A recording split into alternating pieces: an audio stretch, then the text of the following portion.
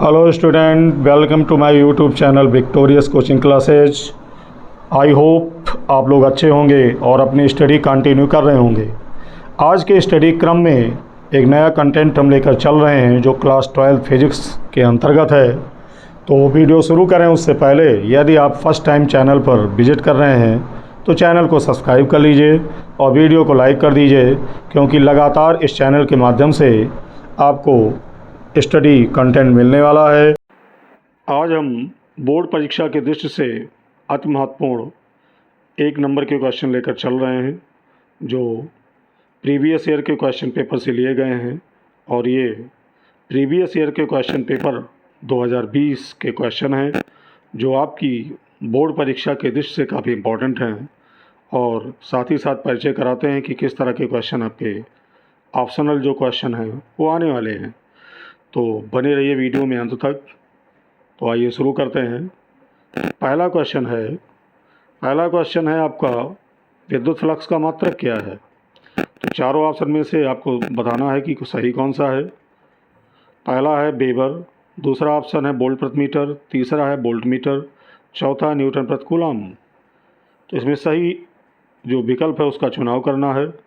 तो सही विकल्प इसका होगा थर्ड, वोल्ट मीटर, राइट। खाखंड एक 24 ओम प्रतिरोध वाले तार को एक समबाहु त्रिभुज के रूप में जोड़ा जाता है। किन्हीं दो शीर्षों के बीच प्रभावी प्रतिरोध निम्नलिखित होता है। तो इस तरह के क्वेश्चन में हम क्या करते हैं, आपको ऑप्शन पहचानना है तो एक शॉर्ट ट्रिक हम बताते हैं। इसमें जैसा कि आप जानते हैं 24 ओम है, तो आप 24 को चूँकि त्रिभुज पर जोड़ना है तो त्रिभुज में 3 भुजाएँ होती हैं, 3 से डिवाइड कर दीजिए, 8 आया, राइट। अब जब 8 आया तो फिर क्या करेंगे, हम उसको देख लेते हैं। तो भाई 8 ओम के 3 प्रतिरोध हुए, तो 2 8 ओम के प्रतिरोधों को हम श्रेणी क्रम में जोड़ लेंगे, R = R1 + R2 से, राइट। तो 8 और 8 आपका कितना हो गया, 16।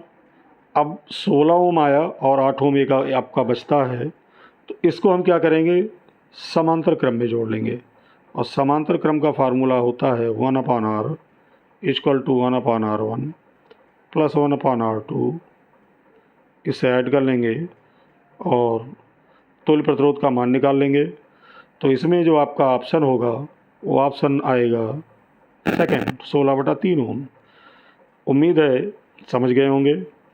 गाखंड एक प्रत्यावर्ती परिपथ में जो प्रतिरोध R है, R = 100 ओम है, और प्रेरण प्रतिघात आपका है 200 ओम, धारतीय प्रतिघात आपका 200 ओम है, राइट। और श्रेणी क्रम में जुड़े हैं। आरोपित वोल्टता, ये कह रहा है इसमें आरोपित वोल्टता तथा प्रवाहित धारा में कलांतर कितना होगा। 0 डिग्री, 30 डिग्री, 45 डिग्री और 90 डिग्री दिया है। तो देखो, सबसे पहले हमें परिपथ पहचानना होगा। ये LCR परिपथ है। कौन सा परिपथ है, LCR परिपथ है, ठीक। LCR परिपथ में कलांतर का फार्मूला होता है tan phi = ये होता है XL - XC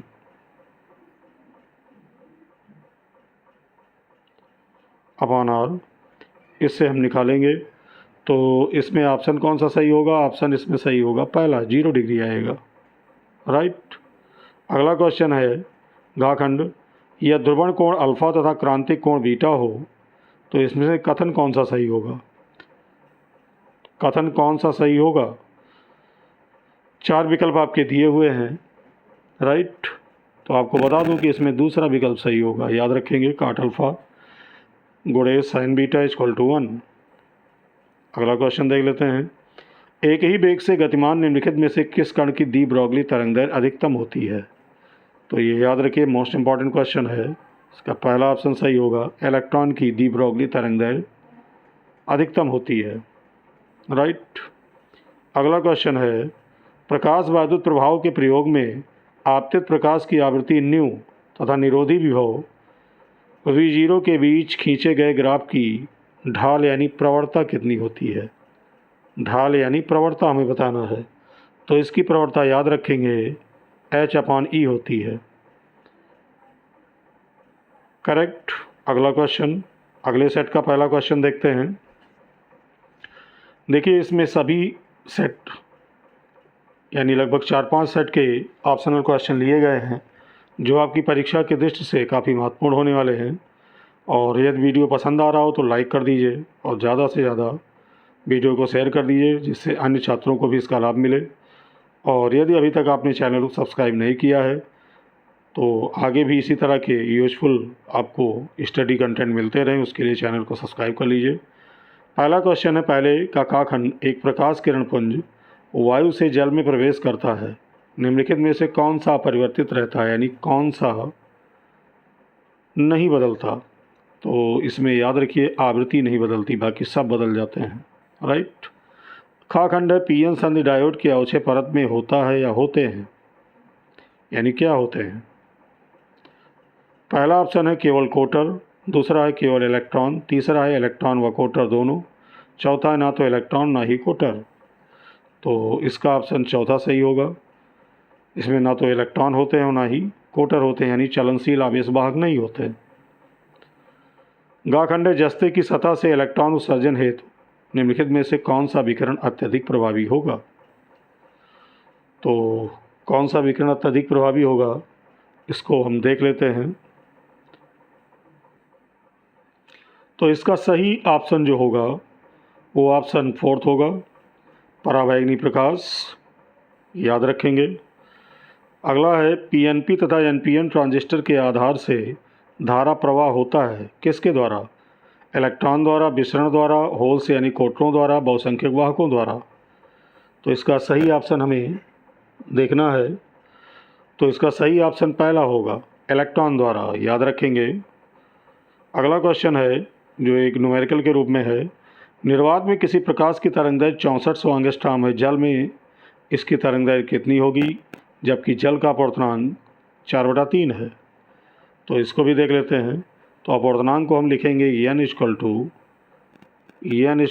4/3, राइट। और प्रकाश की तरंगदैर्घ्य को हम लैम्डा के को लिखेंगे, तो लैम्डा = दिया है 6400 एंगस्ट्रॉम, और जल में तरंगदैर्घ्य पूछ रहा है यानी लैम्डा डब्ल्यू की वैल्यू, राइट। अब इसमें फार्मूला कौन सा लगाएंगे, तो फार्मूला इसमें होगा लैम्डा डब्ल्यू = C/N। C क्या है, C है प्रकाश का वेग, और प्रकाश का वेग जो आपका होता है C का मान 3 × 10⁸ मीटर पर सेकंड होता है, राइट। ये रख के हम निकाल लेंगे। तो इसमें ऑप्शन आपका सही होगा दूसरा 4800 एंगस्ट्रॉम। आप कॉपी पेन पर सॉल्व कर सकते हैं।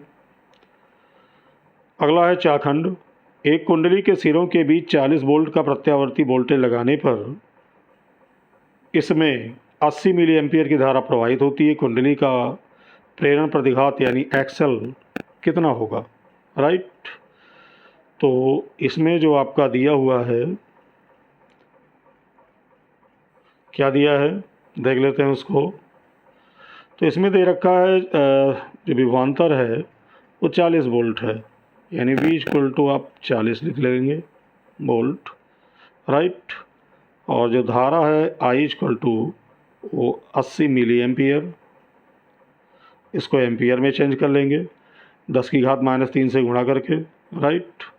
अब फार्मूला कौन सा लगाएंगे उसको देख लेते हैं। तो इसमें फार्मूला आपका लगेगा एक्सल = V/I। उम्मीद है समझ में आ गया होगा। अब सवाल उठता है कि ऑप्शन कौन सा सही होगा, इसमें जो हम लगाएंगे तो ऑप्शन कौन सा सही होना चाहिए।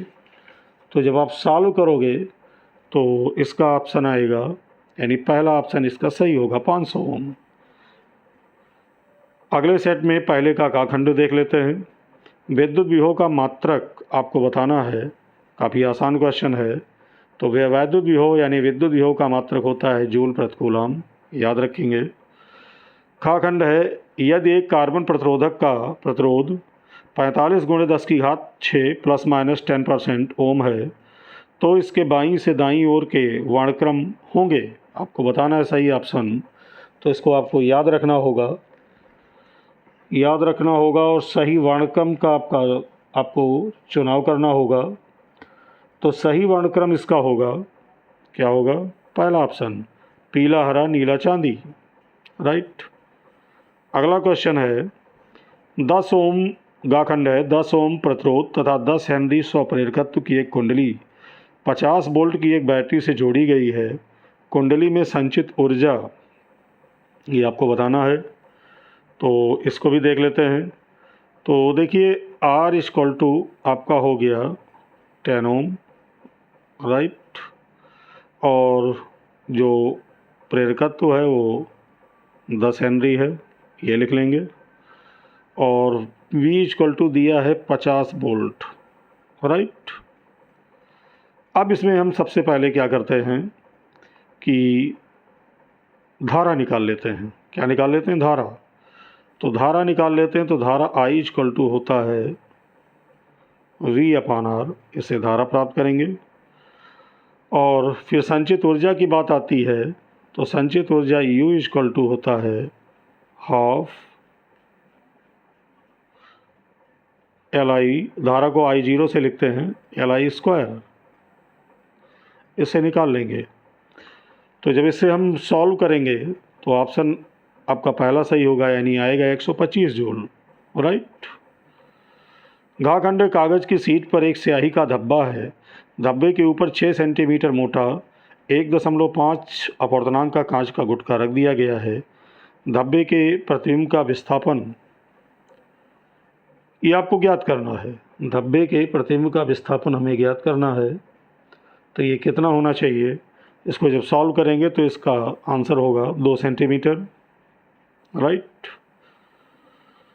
अंगा है, 2 कला संबद्ध जो स्रोत होते हैं, यदि वे तरंगें उत्पन्न करती हैं तो आपको बताना है कि वह तरंगें एक समतल तरंगदैर्घ्य की होती हैं, कि एक समान वेग की होती हैं, कि एक समान आवृत्ति की होती हैं, कि नियत कलांतर की होती हैं। तो इसमें नियत कलांतर की होगी। क्या होगी? नियत कलांतर की, यानी चौथा विकल्प सही होगा। चाखंड है, एक अर्धचालक डिवाइस एक बैटरी तथा प्रतिरोध के साथ श्रेणी क्रम में संयोजित है। परिपथ में धारा प्राप्त होती है।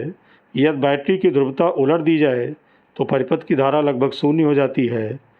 डिवाइस हो सकती है, यानी आपको पहचानना, शुद्ध अर्धचालक हो सकती है कि पी टाइप अर्धचालक हो सकती है। चौथा आपका है पीएन संधि डायोड हो सकती है। ये आपको बताना है, यानी इसका सही ऑप्शन क्या होगा ये हमें ज्ञात करना है। तो इसका चौथा सही ऑप्शन होगा, याद रखेंगे, पीएन संधि डायोड, राइट। अब इसका अगले सेट का खा खंड है, विद्युत वाहक बल ई का एक सेल, विद्युत वाहक बल का इसमें लिखा हुआ है, क्या लिखा हुआ है? विद्युत वाहक बल ई का एक सेल प्रतिरोध R के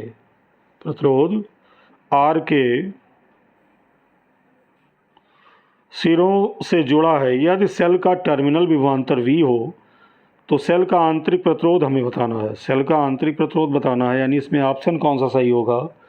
तो ये फार्मूला है, इसको याद रखेंगे। इसका थर्ड ऑप्शन सही होगा, E minus B into R upon B, right. अगला क्वेश्चन है गाखंड, एक शुद्ध प्रेरकत्व में इंपॉर्टेंट क्वेश्चन है, औसत शक्ति 6 होती है, यानी कितनी होती है? तो इसको आपको बताना है। तो याद रखेंगे, एक शुद्ध प्रेरकत्व में औसत शक्ति जो 6 होती है वो शून्य होती है, राइट। घाखंड है, मोस्ट इम्पॉर्टेंट क्वेश्चन है, इसको इम्पॉर्टेंट के तौर पर लीजिएगा, अक्सर पूछा जाता है। एक इलेक्ट्रॉन n बराबर 2, यानी निम्नतम कक्षा 2 है और उच्चतम कक्षा 4 है, n बराबर 4 कक्ष में अपनी स्थिति परिवर्तित करता है। यदि R रेडबर्ग नियतांक हो तो इससे संलग्न तरंगदैर्घ्य होगी, ये हमें ज्ञात करना है। तो इसमें फार्मूला आपका लगेगा 1/λ equal to R in bracket 1/n1 square, पहले n को n1 रखेंगे और 1/n2 स्क्वायर, इससे लैम्डा की वैल्यू हम निकाल लेंगे। क्या निकालेंगे? लैम्डा की वैल्यू। तो जब लैम्डा की वैल्यू हम निकालेंगे तो आंसर कितना आएगा? तो इसका ऑप्शन सेकंड सही होगा, यानी 16/3 r। अगला क्वेश्चन है, निम्नलिखित में कौन सी तरंग विद्युत चुम्बकीय तरंग है? ये पहचानना है, ये बहुत पूछा जाता है ये भी। तो विद्युत चुम्बकीय तरंग है उष्मा तरंग, यानी इसका ऑप्शन सेकंड सही होगा। अगला है चाखंड, फोकस दूरी 20 सेंटीमीटर का एक अवतल दर्पण वस्तु के दोगुनी नाप का एक काल्पनिक प्रतिबिंब बनाता है। वस्तु तथा दर्पण के बीच की दूरी आपको बताना है। वस्तु तथा दर्पण के बीच की दूरी, तो हमेशा याद रखिए ये फोकस दूरी का आधा हो जाएगा, यानी 10 सेंटीमीटर हो जाएगा। इसका ऑप्शन सेकंड सही होगा, राइट। अगले क्वेश्चन को हम देख लेते हैं। समान पदार्थ के दो घनों की भुजाएं क्रमशः L तथा 2L हैं, इनके प्रतिरोधों का अनुपात क्या होगा? इनके प्रतिरोधों का अनुपात हमें बताना है। तो यहाँ पर देखिए, मैं हिंट थोड़ा बता दे रहा हूँ आपको। यहाँ पर आप देख रहे हैं कि L और 2L के अनुपात में है, तो उलट दें तो 2L/L हो जाएगा। यानी अगर अनुपात की दृष्टि से हम देखें तो अनुपात की दृष्टि से इसमें आपका आएगा उसके व्युत्क्रम के अनुपात के बराबर, यानी ये 2:1 इसका ऑप्शन सही होगा। तो बच्चों, आज के वीडियो में इतना ही। वीडियो आपको कैसा लगा कमेंट करके अवश्य बताइएगा, और ये भी बताइएगा कि आपके लिए हेल्पफुल है कि नहीं है। और ये पसंद आया हो तो वीडियो को लाइक कर दीजिए और चैनल को सब्सक्राइब कर लीजिए। बहुत बहुत धन्यवाद। मिलते हैं अगले वीडियो में, तब तक के लिए अपनी तैयारी कंटिन्यू करते रहिए।